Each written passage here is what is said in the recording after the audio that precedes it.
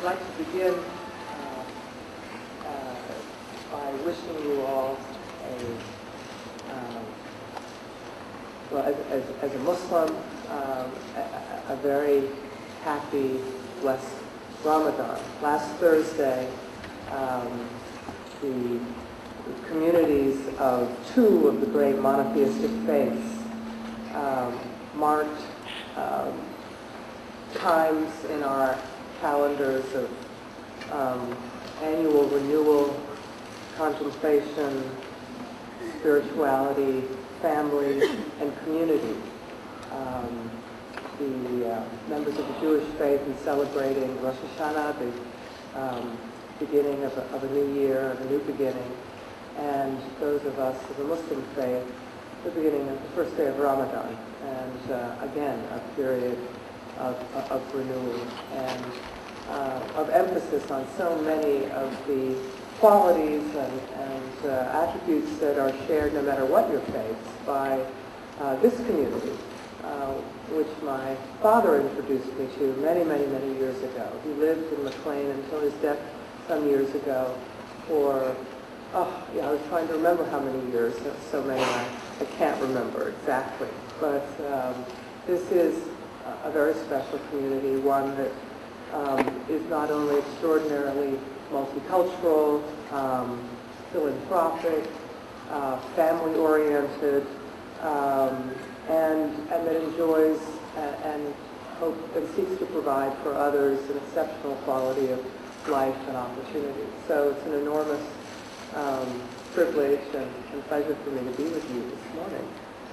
In all of the communities that I've been privileged to live in or experience or have come close to my heart across the globe, two things have struck me over and over again.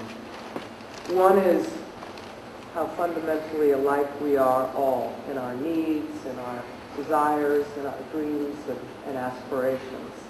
And the other is how women are the heart and soul of communities everywhere. And that gives them tremendous power. This power has long gone unrecognized, unappreciated in so many places, but is now coming to the fore, not only in families and neighborhoods, but in many nations across the globe. How much we have in common may not be the first thing that comes to mind when comparing a woman who struggles with traffic and the school run every morning and then goes to the office to run her NGO, and a woman who struggles to bring home water for her family and then goes to her loom to weave a traditional rug to sell at a cooperative market. But we are all dealing with the same issues. How best to take care of our families, to better our societies, and find satisfaction in our work. I know these are your concerns, and that's clear from the seminar here on what can I do to help, which is one of the most important questions we can ask ourselves. These are my concerns too. I'm very much like most of you, juggling career, family, and social concerns, striving for balance, simply trying to get it all done. As a working woman, and as a single mother now, I know the everyday struggles and triumphs of family life. I should. Having gained 8 children when I married, and then giving birth to 4 more, I have only last year graduated from being the mother of teenagers for almost 30 years.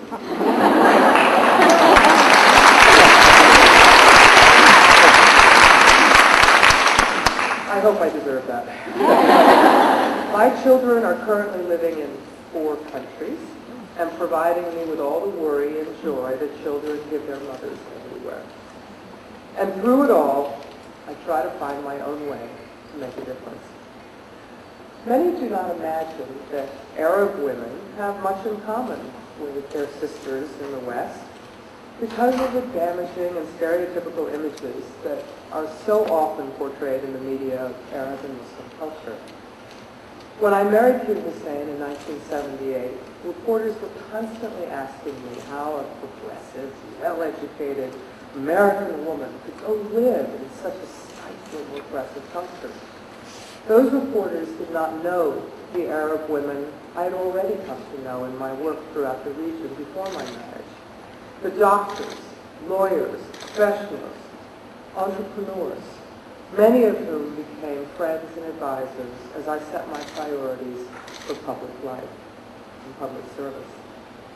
Too many in the Western world still equate the images and sound bites describing women under Taliban and other extremely restrictive and repressive regimes with the teachings of our faith and conditions throughout the Muslim world.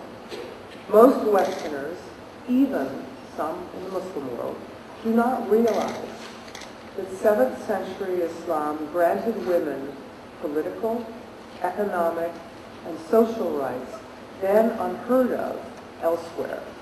Rights, in fact, that women in the United States were still struggling for in the 20th century. The oppression of women in parts of the Muslim world is not because of Islam, but contrary to it. In fact, in many cases, it's a return to pre-Islamic patterns of behavior. Millions of women in Muslim nations are highly educated, professional leaders, playing significant roles in the modernization and globalization of their societies.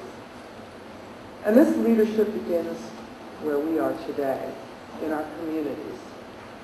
Women have always held a paradoxical place at the heart of society, but on the fringes of power. They have developed unique strengths, talents, and perspectives to do what they feel is best for their families and localities. And now this approach is being recognized as a model for leadership on a much larger scale. Women's concerns for the well-being of those they care about cut across barriers of ideology, religion, culture. Women in particular are proving that peace and security require compassion and cooperation. There are particular skills: collaboration over competition, team building, leadership by encouragement and consensus, working across boundaries, and of course that talent that we're all too familiar with, multitasking, are ideal for leadership in our new network-based world. And those new networks are bringing women's grassroots concerns to a global stage.